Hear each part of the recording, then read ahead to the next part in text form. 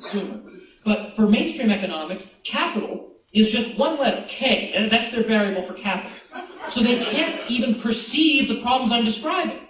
Because what I've described is the capital structure has been totally discombobulated because the interference with interest rates makes the higher order stages of production artificially more profitable. Well, they don't even see that. All they just see is K. They just see capital. They don't see that it's different stages that have been artificially stimulated. So what we need is, again, we need different kinds of consumption. Instead of $7 ice cream cones, $1 cups of coffee. Instead of this, then that. That's what needs to be done at a micro level. And as I say, every single thing the federal government is doing is interfering with that process. Now, you may say to me, finally, this will be my last point, I promise. I'll finish the stimulus thing just by saying I wrote an article on the stimulus package, which I would have written if John McCain had passed it, by the way. I was, in case anybody's wondering, I was against John McCain, who I thought was an absolute disgrace and an embarrassment. Yeah, that takes a lot of courage to get up for a crowded Boulder and say you're against John McCain. But anyway, so I wrote this article called Tooth Fairy Economics that I think you might enjoy, and that's at my website is called tomwoods.com, so you can check that out there. But there's an interesting example from American history I just want to give briefly, and that's 1920-21. Nobody remembers there was a depression in 1920 and 21. But yet, that depression, which went on for about a year and a half, the first year of that was worse than the Great Depression of 1929. And so, in terms of unemployment, production collapsing, everything else. So what did they do to get out of it? Did they have a stimulus package?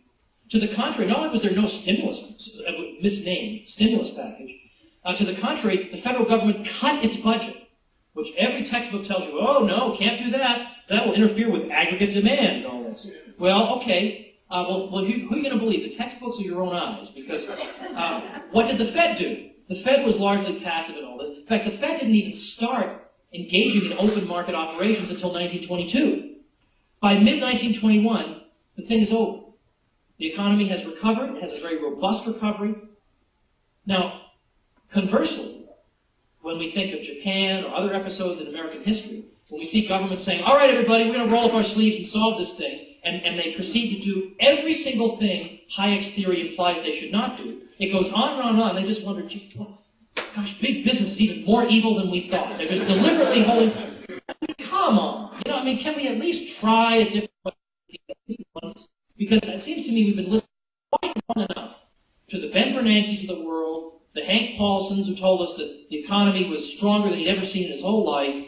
We've listened to all these, childish types who have no idea what they're talking about. It seems to me we ought instead to listen to some of the people who, and yes, there were some, who predicted the current crisis, not just because it was just at random, or they were soothsayers, they had a crystal ball, but Jim Grant, of Grant's Interest Rate Observer, Jim Rogers, Peter Schiff, and Congressman Ron Paul. Now, Ron Paul was made fun of. Oh, how can you say, haven't you heard? The fundamentals of the economy are sound. Everybody got that memo. The New York Times, the Washington Post, everybody got that memo.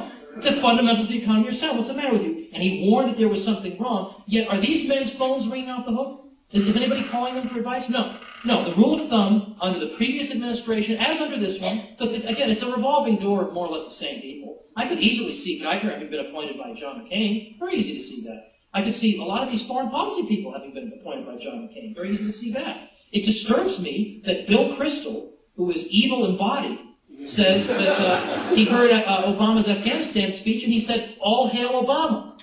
Wake up, people. It's the same bunch of people doing this to us. But anyway, in this administration, as with the previous one, seems to be, the more blindsided you were, the more totally clueless you were. The more you predicted the exact opposite of what happened, the more we want to hear from you. Line up and let's hear.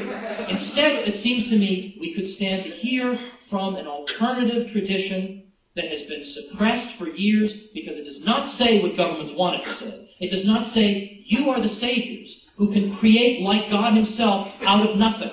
You can't do that. You cannot do that. Wealth can't be created that way. All you can do is get in the way of private actors who are trying to coordinate a vast structure of production across almost 300 million people, and that when a bust comes that you caused, you better stay out of it because all you're going to do is make things worse. Well, they have history on their side. they have sound theory on their side, and they have common sense on their side. It seems to me that if we listen to these people, that would be change we can believe in.